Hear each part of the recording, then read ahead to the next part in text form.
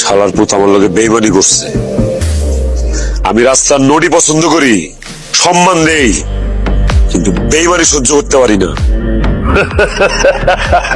বাহ, সাবাস, তোর আমার খুব ভালো লাগছে, খুব পছন্দ হয়েছে। তুই আমার দলে থাক, আমার লগে থাক। এই মাসুদ কারো দাসত্ব পছন্দ করে না।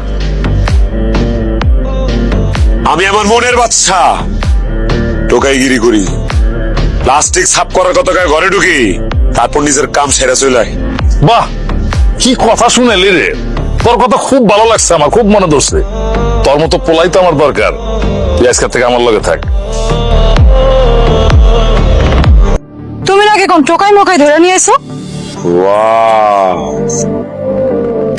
ভাইজান, ওর তো সাহস কম না, ও আমার দিকে তাকাইতেছে। আহা, বোন তুই রাগ করিস না, রাগ করিস না। ও এমনই, ওর বুকের মধ্যে কোনো আড্ডি মাটি নাই, পুরাটাই কলজা। তাই টোকাই মোকাই জানছো? এরা আবার কয়দিন পরে তোমার ছুরি মারবো না তো? ছুরি তো আমার ভিতরে পড়ে গেছে, আমার কলজার উপর ছুরি পড়ে গেছে, কলজাটা দুই ভাগ হয়ে গেছে।